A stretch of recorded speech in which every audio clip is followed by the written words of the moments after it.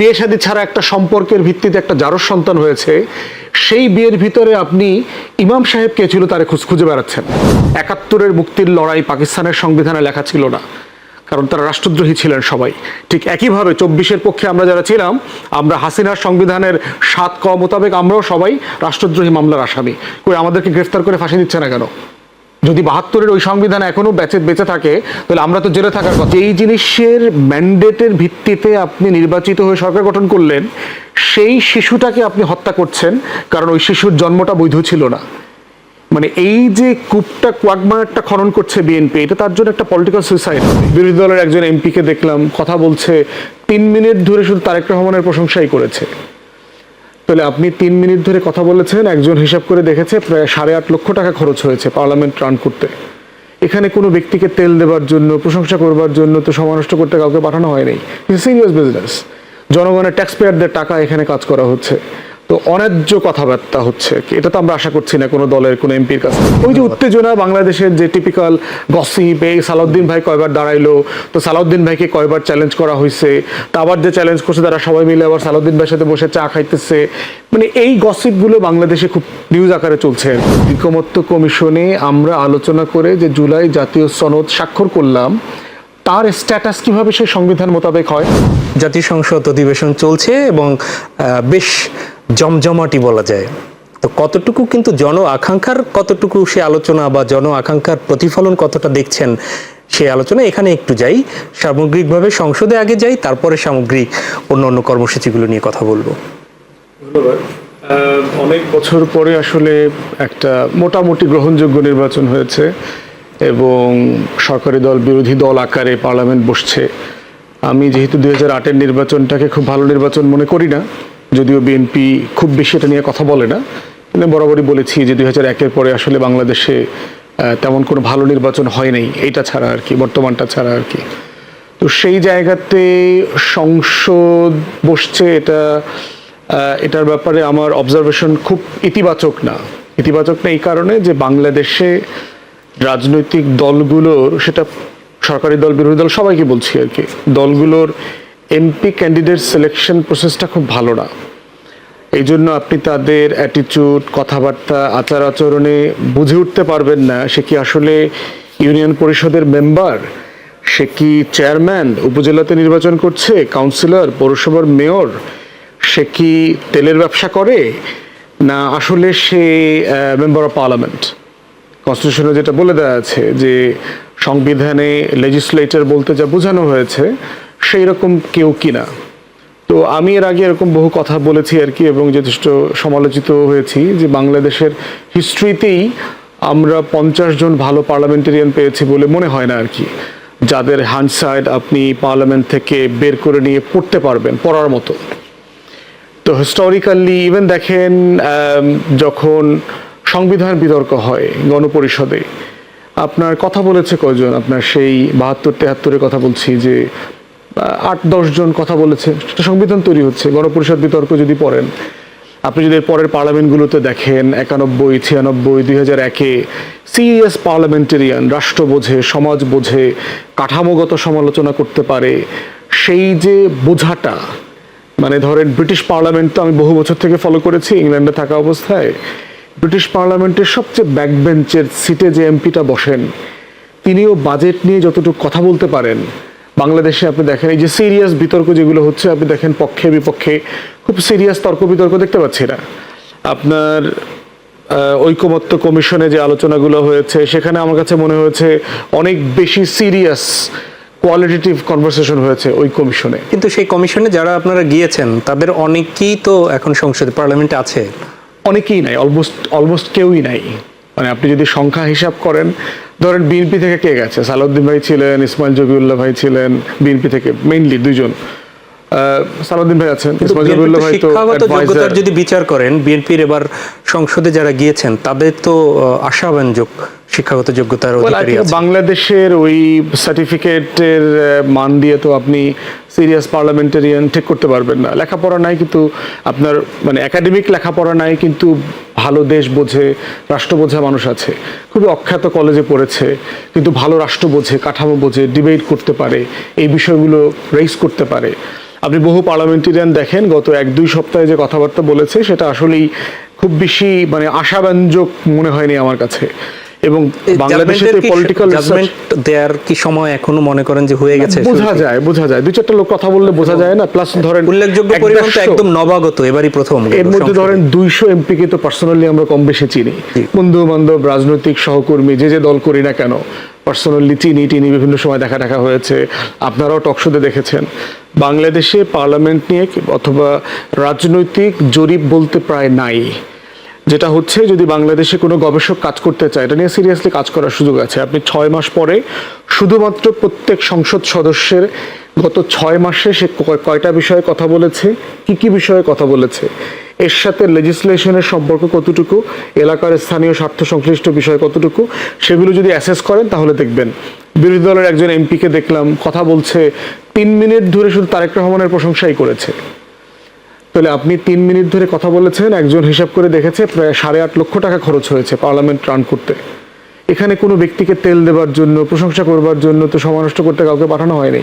Serious business, জনগণের tax পেয়ারদের টাকা এখানে কাজ করা হচ্ছে। তো অন্যায্য কথাবার্তা হচ্ছে, এটা তো আমরা আশা করছি না কোনো দলের কোনো এমপির কাছ থেকে। তো সেই জায়গাতে আমার কাছে মনে হয় নাই যে এমপি ক্যান্ডিডেট সিলেকশনের জায়গা থেকে খুব বেশি আশাব্যঞ্জক, খুব কোয়ালিটেটিভ ডিবেট এখানে হবে, দেশ রাষ্ট্র নিয়ে কথা হবে, আমার রাস্তা করা দরকার, আমার ভাঙ্গা রাস্তায় এনাফ টাকা নাই, মানে এগুলো আসলে মানে পার্লামেন্টে তোলা, আমার এখানে একটা সেতু করে দেন, মানে এগুলো আসলে পার্লামেন্টের কাজ কিনা, এগুলো রেস করা উচিত কিনা। এটা সিম্পলি করিডোরে বসে মন্ত্রীর সাথে একটু কথা বলে নিলে হয় যে আমার হাসপাতালে 5 জন ডাক্তার নাই ভাই, একটু ডাক্তার দিয়েন 5 জন। কিন্তু এটা আসলে কথা বলার জন্য সময় নষ্ট করার দরকার আছে কিনা, সেই বিষয়গুলো যথেষ্ট ঘাটতি আছে। পার্লামেন্টের সচিবালয় খুব বেশি ফাংশনাল না। এবার পার্লামেন্টে প্রায় 150-র উপরে নতুন এমপি গেছেন, এদেরকে ট্রেনিং দেওয়ার কোনো বিষয় নাই।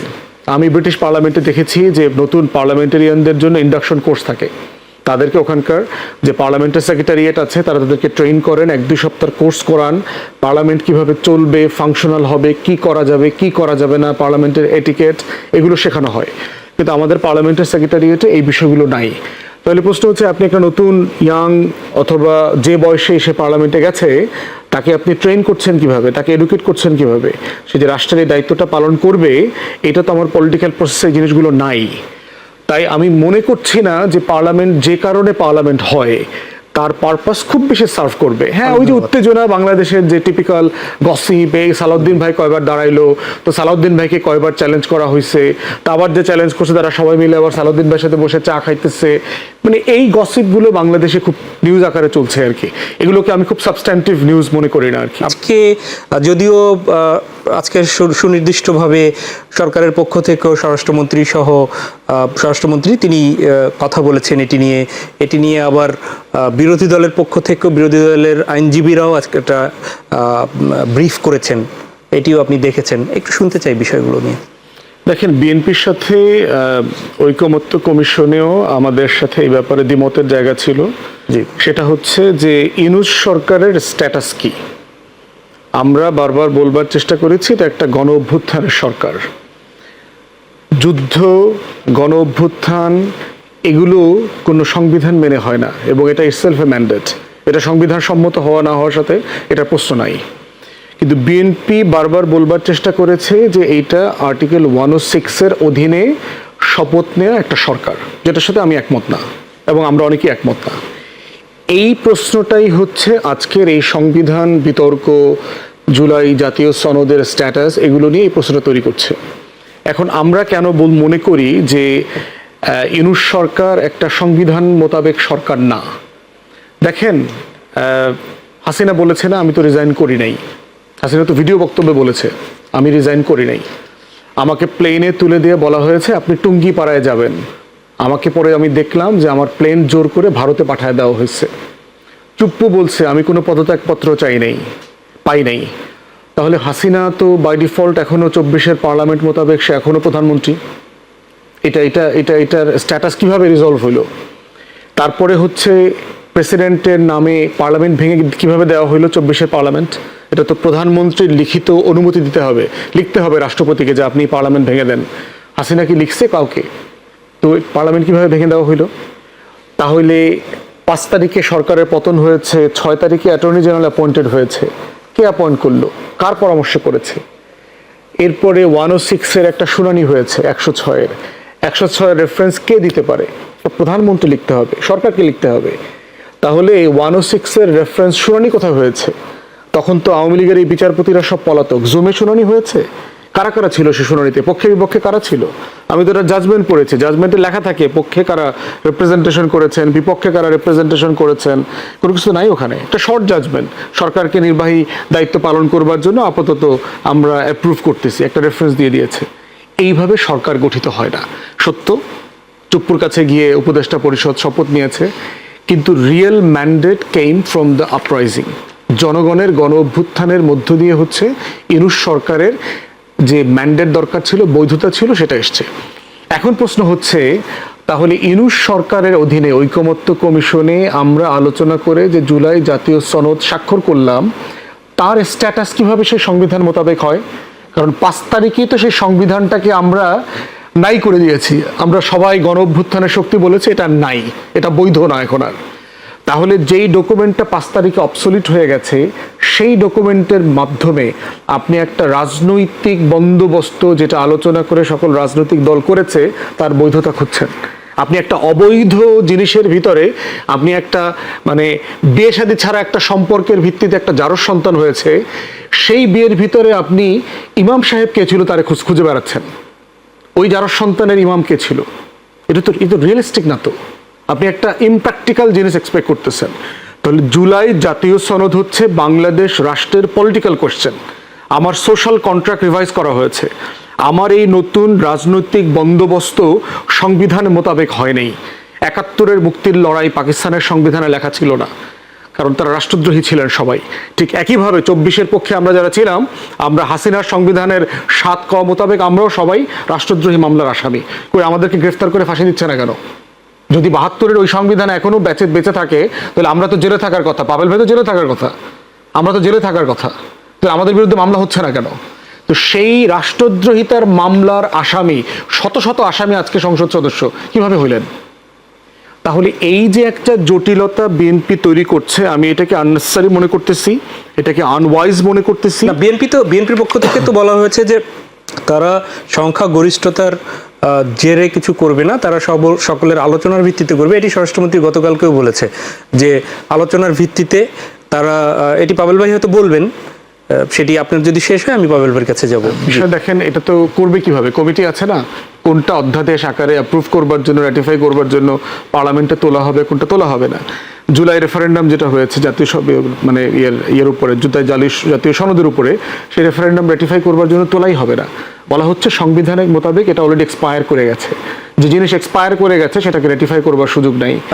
তাহলে আপনি যেই জিনিসের ম্যান্ডেটের ভিত্তিতে আপনি নির্বাচিত হয়ে সরকার গঠন করলেন, সেই শিশুটাকে আপনি হত্যা করছেন, কারণ ওই শিশুর জন্মটা বৈধ ছিল না। মানে এই যে কূপটা, কোয়াগমারটা খনন করছে বিএনপি, এটা তার জন্য একটা পলিটিক্যাল সুইসাইড হবে। জন আকাঙ্ক্ষার এই সময় নিশ্চয়ই সরকারের কাছে, যখন নতুন সরকার হানিমুন পিরিয়ডের একটি বিষয় রয়েছে, ঠিক তখনই বৈশ্বিক একটা সংকটের মধ্যেও পড়ে গেল। সেই সংকটের কালীন আমরা জ্বালানি মন্ত্রীর কাছ থেকে শুনছি যে সংকট নেই, মন্ত্রণালয়ের কাছ থেকেও শুনছি সংকট নেই।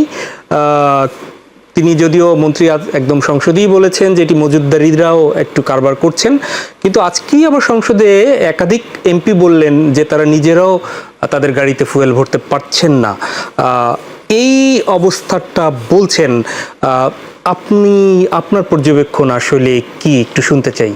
একটা হচ্ছে পাবেল ভাই যেটা বলেছে যে আর্টিকেল 142 দিয়ে যে বিষয়ে আমরা সবাই একমত হয়েছে সেটা সংশোধন করে নিলে হবে।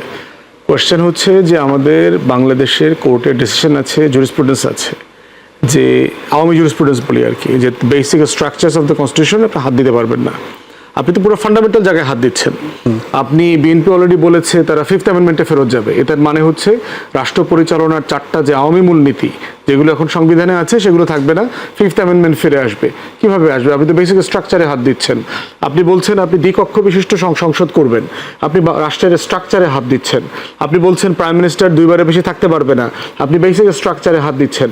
তো তো এই যে কাজগুলো করা হচ্ছে সেগুলো ফান্ডামেন্টালি এমন জুরিসপ্রুডেন্স আওয়ামী লীগের বিচারকরা ডেভেলপ করে দিয়ে গেছে যেটা আপনি আর্টিকেল 142 দিয়ে ইনসার্ট করতে পারবেন না। তাহলে এই জন্যই আমরা বলছি যে জুলাই জাতীয় সনদের রিফর্মটা এটা সংবিধানের সংস্কার, এটা সংশোধনী না। সংশোধনী নিজস্ব গ্রামার আছে, সেই গ্রামারটা প্রসেস বাই প্রসেস ফলো করা যায়। তো সেইখানে আপনি ইভেন কেয়ারটেকার প্রফেশন কীভাবে ডিল করবেন, কারণ এটা তো এই যে অধ্যাদেশ এখন তারা সংশোধন করে ফেলছে, চিফ জাস্টিস যেভাবে অ্যাপয়েন্টমেন্ট হয়েছে, যদি আপনি সংবিধানের প্রসেসের ভিতরে যান, যেই চিফ জাস্টিস কেয়ারটেকারের আইনটাকে যে বাতিলটাকে যেটাকে আন্ডু করে দিল, সেই প্রসেসটাই তো আনলফুল হয়ে যাবে, কারণ চিফ জাস্টিসের অ্যাপয়েন্টমেন্টই তো মানে কনস্টিটিউশনালি লিগাল হয়নি, লফুল হয়নি। তাহলে এই যে বিএনপি যে সংবিধান সংশোধনীর অপশনে যাচ্ছে, এটা ফান্ডামেন্টালি এত ফ্লড লুপোলের জায়গা দেবে যেটা মানে উইথ হাইন্ডসাইট আই ক্যান সে যে এটা ফিউচারে সাংবিধানিক শূন্যতা নয়, টোটাল গভর্নেন্সে একটা ক্যাওয়াস তৈরি করবে। প্রয়োজন ছিল না। আমি একটু আপনাকে থামাই, সেটি হচ্ছে যে বিএনপিকে তো অধিকাংশ মানুষ বা বিএনপি তো সংখ্যাগরিষ্ঠতা অর্জন করেছে, তো বিএনপির যে নির্বাচনের আগে তাদের যে ম্যানিফেস্টো, সেই ম্যানিফেস্টো তো জনগণ দেখেছে, বিএনপির 31 দফাও দেখেছে, তো সেটির উপর তো মানুষের আস্থা আছে যে বিএনপি কি করছে। তো বিএনপির সেই জায়গায় মানুষের কমিটমেন্ট অথবা মানুষ তো তাদেরকে সেই ম্যান্ডেটটা দিয়েছে, সেটিকে কি বলবেন তাহলে? তারা যা করছে সেপারেট ম্যান্ডেট হয়েছে, কিন্তু ব্যাপারটা এরকম না যে শুধুমাত্র ইলেকশন ম্যানিফেস্টো, পার্টি ম্যানিফেস্টোর উপরে ভোট হয়েছে, ব্যাপারটা কিন্তু তাই না। দুইটা সেপারেট ভোট হয়েছে। বিএনপি তার জোট প্রায় 49+% ভোট পেয়েছে, কিন্তু রেফারেন্ডামের ভোট তো হ্যাঁ ভোট পেয়েছে প্রায় 70%। তাহলে এর মানে হচ্ছে শুধুমাত্র বিএনপি অপশনে, বিএনপির ম্যানিফেস্টোতে ভোট হয়নি, এখানে রেফারেন্ডামের একটা সেপারেট ম্যান্ডেট আছে। তাহলে দুইটা ম্যান্ডেটকে তো একসাথে করতে হচ্ছে। তো দুইটা ম্যান্ডেট, আপনি একটা ম্যান্ডেট দিয়ে কি আরেকটা ম্যান্ডেটকে আন্ডু করা যায়? না, করা যায় না। দুইটা সেপারেট, ইন্ডিপেন্ডেন্ট এবং লিগালি বাইন্ডিং ম্যান্ডেট। কারণ এটা আমরা পলিটিক্যাল কনসেনসাসের মধ্য দিয়ে আমরা একমত হয়েছি। এটা করবার মধ্য দিয়ে যেটা করা হচ্ছে, আপনি একই সরকার যে দুইটা প্রসেসের মধ্য দিয়ে, অর্ডার, অধ্যাদেশ, হাবিজাবির মধ্য দিয়ে দুইটা নির্বাচন করছে, একটাকে আপনি আনলফুল বলছেন অথবা বলছেন যে এটা মানে আমাদের মানতে আমরা বাধ্য নই, এটা টাইম এক্সপায়ার হয়ে গেছে, অতএব এটা পার্লামেন্টে রাটিফাই করবার প্রয়োজন নেই, কিন্তু আরেকটা দিয়ে আপনি ক্ষমতা নিয়ে নিয়েছেন। এই যে জায়গাটার মানে দ্বিচারিতা আছে, এইটা বিএনপি সরকারের কাছ থেকে আমরা গণ অভ্যুত্থানের পরে কেউ আশা করি নাই। কিন্তু ভাই এটিও তো ঠিক যে আমরা আলোচনায় শুনছিলাম যে গণভোটের যে বিষয়টি, সবাই একটা কল্যাণমূলক দেশ চায়, সংস্কার হোক, এটি চায়, কিন্তু সেই গণভোটে একদম পুঙ্খানুরূপে কি আছে সেটিকে আমরা আসলে পড়ে দেখার আসলেই সুযোগ পেয়েছি। আমরা ফ্যাসিবাদ ফিরে না আসুক সেটি যেমন চাই, কল্যাণমূলক দেশ হোক এটি চাই, সেটির পক্ষে হয়তো গণভোটে রায় দিয়েছে। আপনি যেভাবে আইনজীবী হিসেবে প্রত্যেকটা পয়েন্ট ধরে ধরে বলছেন, আমাদের সাধারণ মানুষ কি সেই পয়েন্ট ধরে ধরে ভোটটা দিয়েছে? না, সেটা প্রশ্ন করলে তো আপনার পার্লামেন্টের নির্বাচন, আমাদের দেশে যারা ভোটার, যারা গত 55 বছর ধরে ভোট দিয়ে সরকার গঠন করেছেন, তারা কি আসলে রাইট জাজমেন্ট করেছে? রাইট জাজমেন্ট করলে কি শামীম ওসমান নির্বাচিত হইতে পারে এই সোনার বাংলায়? রাইট জাজমেন্ট করলে কি হাজী সেলিমরা নির্বাচিত হইতে পারে? মকবুলের মতো লোকরা নির্বাচিত হইতে পারে? আমি বিএনপির দলের নামে না যাই, এই যে বিশাল গুন্ডা বদমাইশ বস্তির পোলাপানরা গত 55 বছর এই দেশে এমপি মন্ত্রী হয়েছে সোনার বাংলায়, কাদের ভোটে হয়েছে? পপুলার ভোটে হয়েছে না? আমার সোনার বাংলায় ভোটারদের ক্যাপাসিটি নিয়ে যদি আপনি প্রশ্ন তোলেন, তাহলে তো আপনার আলটিমেটলি আমার দেশে তো কোনো ভোটই হয়নি। তো এই ক্যাপাসিটি নিয়ে আপনি অবশ্যই প্রশ্ন তুলতে পারবেন যে এই রাইট জাজমেন্ট করবার মতো ভোটার আমার আছে কিনা। আমি এর আগে বহুবার বলেছি, আমার দেশে ভোটার তালিকা বলতে যা বোঝানো হয় সেটা হচ্ছে 18 বছর বয়সী মানুষের একটা তালিকা, ভোটার তালিকা না। দেশের 20% 25% ভোটাররাও ওন জাজমেন্টে ভোট দেয় না, তারা পূজা ভক্তি আকারে ভোট দেয় যে অমুকরে আমার ভালো লাগে, অমুকরে দেখতে সুন্দর, অমুকের কথাবার্তা ভালো, অমুক আইলে মনে হয় আমাকে রাস্তাটা করে দেবে। এই প্রসেসের মধ্য দিয়ে অমুক মার্কা, এত বছর ধরে বাপ দাদায় অমুক মার্কায় ভোট দিয়েছে, এখন কি আর মোরা বাইরে যাবো? এই প্রসেসের মধ্য দিয়ে সে একটা ভোটের কালচারে আছে।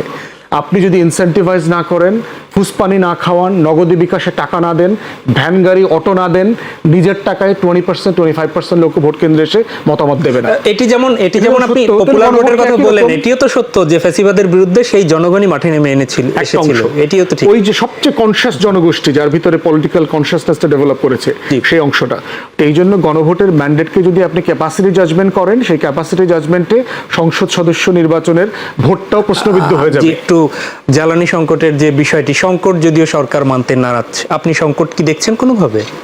এই যে দেখেন, আপনার আগের প্রশ্নের সাথে এটা ইন্টারকানেক্ট করি, সেটা হচ্ছে যে মানে যদি খুবই ম্যাচিওর ডেমোক্রেসি হইতো, ইরান ইস্যু নিয়ে আমাদের পার্লামেন্টে ন্যূনতম 2 দিন 3 দিন এখানে ডিবেট হইতো, যদি এটা একটা ম্যাচিওর পার্লামেন্ট হইতো, ম্যাচিওর ডেমোক্রেসি হইতো।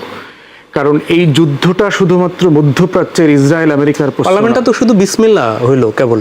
মানে সে যাই হয়েছে, কিন্তু বিষয়টা তো হিউজ। মানে এই বিষয়টা এত গুরুত্বপূর্ণ, এটা আমার অর্থনীতিকে এফেক্ট করবে। আপনি খালি চিন্তা করেন, ইরান গালফের সেটা সরকার করলো না, বিরোধী দলও কেন করলো না? সেই প্রশ্নটা উত্তর তুললো না আমি কেন? এই জন্য পার্লামেন্টের কেন আমি খুব এক্সাইটেড না কেন পার্লামেন্ট নিয়ে, আমি তো বললাম সরকারি দল বিরোধী দল সবাই মিলেই সেই লেভেলের পার্লামেন্ট এটা হয় নাই বলেই দেখেন কেউ বলে নাই যে ইরান এই যুদ্ধ নিয়ে আমার দেশের ন্যাশনাল ডোমেস্টিক পলিটিক্সের কনসিকুয়েন্স কি। আমরা কিন্তু এটা ফেস করতেছি, কিন্তু আলোচনা করছি না, এটা রেজলিউশনের জন্য পথ খোঁজার চেষ্টা করছি না। যদি এটা না হইতো, তাহলে যেটা হইতো যে আপনার এটা নিয়ে 3 দিন আলোচনা করলে যেটা হইতো, আজকের এই যে জ্বালানি নিয়ে যে সংকটটা আজকে আমরা আলোচনা করছি না গণমাধ্যমে, এইটা পার্লামেন্টে 2 সপ্তাহ আগে আলোচনা হয়ে যেত, কারণ যুদ্ধটা তো রমজান চলা অবস্থায় শুরু হয়ে গেছে। অতএব সেই জায়গায় আপনি দেখেন বাইরেও যে আলোচনাগুলো হচ্ছে খুবই লো কোয়ালিটি ডিসকাশন হচ্ছে, এবং আপনি টোটালটা পড়লে দেখবেন